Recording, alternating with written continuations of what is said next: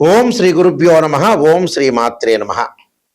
దేవగురువైన Brihaspati June 2వ తారీఖు రాత్రి 1:50 తన సొంత నక్షత్రమైన పునరసు నక్షత్రంలో ఉచ్చస్థానమైన కర్కాటక రాశిలోకి ప్రవేశం జరుగుతుంది. జూలై 17 వరకు కూడా కర్కాటక రాశిలో ఉండటం, జూలై 17వ తారీఖు నుంచి మళ్ళీ దేవగురువైన బృహస్పతి రవితోటి కంజంక్షన్ అయి అస్తమయం జరుగుతుంది. అంటే జూలై 17వ తారీఖున రాత్రి 7:17 వరకు కూడా అస్తమయం లేకుండా గురువు తన సొంత నక్షత్రమైన కర్కాటక రాశిలో ఉండటం వల్ల మేషాది ద్వాదశ రాశుల వాళ్ళకి ఎలాంటి ఫలితాలు జరగబోతున్నాయి అంటే 46 రోజుల పాటు.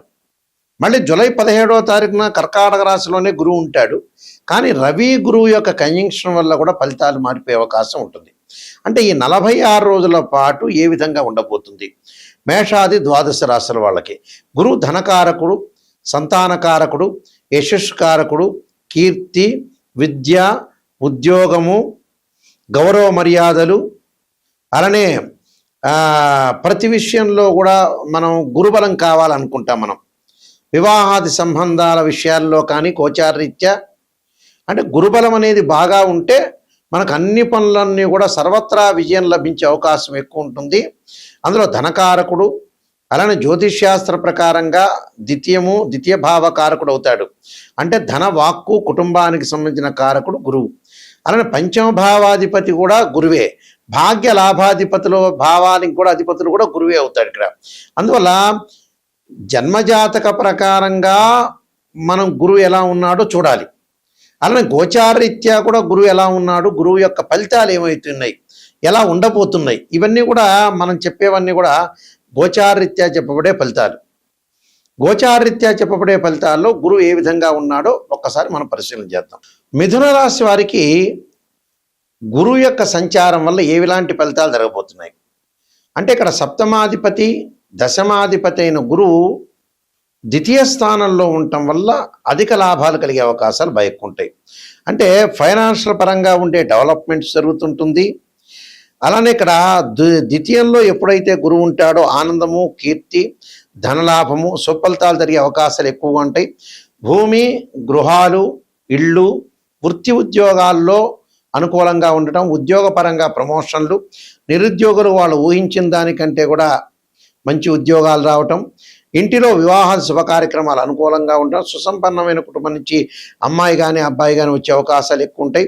కుటుంబంలో వారికి ఆరోగ్యపరంగా ఇబ్బందులు లేకుండా ఉంటాయి. నీ మాటకి నైపుణ్యం ఒకటి, వృత్తి ఉద్యోగాల యందు గౌరవ మర్యాదలు బాగా పెరగటం ఒకటి, మంచి జీవనాన్ని సాగించే అవకాశాలు బాగా ఎక్కువ ఉండటం ఒకటి, కొత్త ఆదాయ మార్గాలు కూడా వెతుక్కుంటారు, మంచి ప్రణాళికాబద్ధంగా రూపొందించుకొని ముందుకు వెళ్తారు. కుటుంబం పరంగా కూడా ఆహ్లాదకరంగా ఉంటుంది.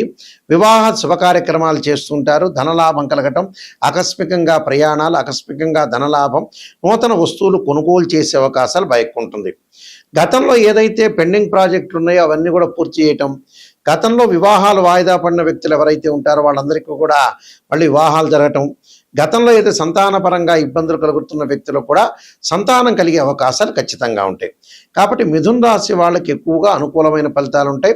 విద్యార్థులకు కూడా మంచి పోటీ పరీక్షలు ఉత్తీర్ణత సాధించడం, ఐఐటి కానీ, నీట్ కానీ, అలానే గ్రూప్స్ కానీ ఎగ్జామినేషన్లో ఉత్తీర్ణత మంచి మార్కులతో సాధించడం, గవర్నమెంట్ ఉద్యోగాలు రావటం, మంచి ప్రైవేట్ జాబులు రావటం, విదేశాలకు వెళ్ళే అవకాశాలు కూడా బాగా ఎక్కువ ఉంటుంది. కంపెనీ త్రూ విదేశాలకు వెళ్తారు, అలానే విదేశాలకు వెళుతుంటారు. అలానే మంచి జాబు, అక్కడ వ్యాపార పరంగా నూతన వ్యాపారాలకు తెరదీస్తారు. వృత్తి వ్యాపార రంగాల్లో కూడా విశేషమైన కృషి చేయటం వల్ల మంచి లాభాలు కలిగే అవకాశాలు ఖచ్చితంగా ఉంటాయి. నేను కొన్ని పరిహారాలు చెప్పబోతున్నా, ఆ పరిహారాలు మీరు పాటించండి, మీకు మంచి జరిగే అవకాశాలు ఖచ్చితంగా ఉంటాయి. మన జాతకంలో ఎప్పుడైనా సరే 2 ఉంటాయి. ఒకటి బర్త్ చార్టు, రెండోది గోచారం. ఇప్పుడు ప్రస్తుతం చెప్పబోయేది ఏంటంటే ఇవన్నీ గోచార ఫలితాలు అంటారు. గోచార పరంగా తన రాశి దగ్గర నుంచి 2, 5, 7, 9, 11 స్థానాల్లో ఉంటే గురువు మంచివాడు అని అర్థం. ఇది గోచారం, గుర్తుపెట్టుకోవాలి. అంటే this is the translation system. Birth chart అలా కాదు. మన బర్త్ చార్ట్లో మన జన్మజాతకాన్ని తీసుకుని మ్యాథమెటికల్ క్యాలిక్యులేషన్ వేసి బర్త్ చార్ట్లో 6, 8, 12 స్థానాల్లో గురువు ఉండకూడదు. అంటే 6వ స్థానం, 8వ స్థానం, 12వ స్థానంలో గురువు ఉంటే డబ్బు పరంగా ఆర్థిక సంబంధాల విషయంలో కొంత ఇబ్బందులు కలిగే అవకాశాలు బాగా ఎక్కువ ఉంటాయి. అంటే డెవలప్మెంట్ ఉండదు అని అర్థం.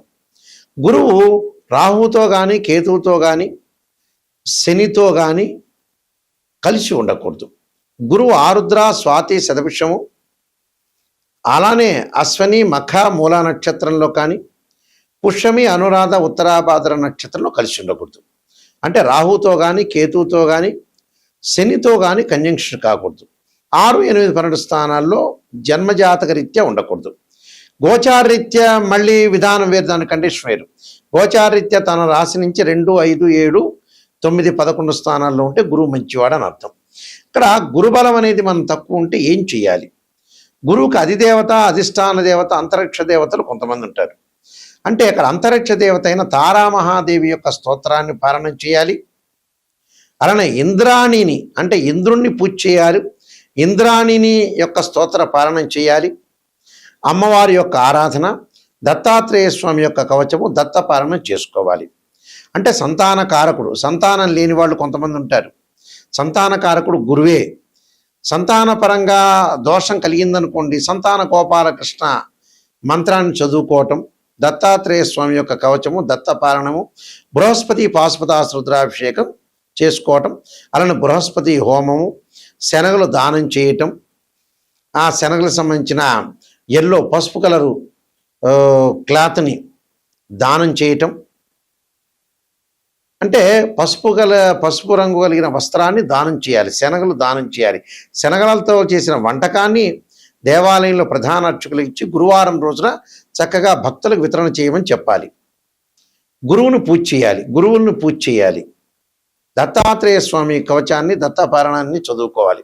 అలానే దేవానాంచ ఋషీనాంచ గురుకాంచన సన్నిభం బుద్ధిమతం త్రిలోకేశం తమ నమామిం బృహస్పతిం అనే మంత్రాన్ని కూడా చదువుకోవటం చాలా మంచిది. అంటే ఇవన్నీ కూడా చేస్తే సంతానము, అలానే యశస్సు, కీర్తి, ధనలాభం, ఆర్థిక సంబంధాలు, గౌరవ మర్యాదలు, అలానే విద్య యందు అనుకూలంగా కూడా ఉంటుంది.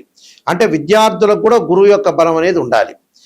విద్యార్థులకు కూడా బలం ఉండాలంటే గురువు యొక్క ఆరాధన చేయాలి. అలానే దక్షిణామూర్తి స్తోత్రాన్ని పాలన చేయాలి. చేయటం వల్ల మనకు మంచి ఫలితాలు జరిగే అవకాశాలు ఖచ్చితంగా ఉంటాయి.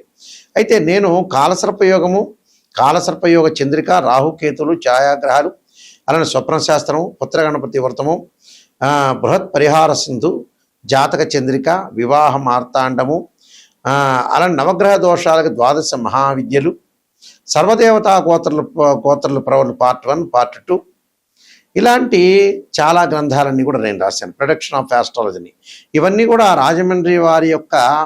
రాజమండ్రి వారి మోహన్ పబ్లికేషన్ వారి దగ్గర ఇవన్నీ కూడా గ్రంథాలన్నీ దొరుకుతాయి. ఈ గ్రంథాలు కావాల్సిన వాళ్ళు కూడా నన్ను సంప్రదించవచ్చు.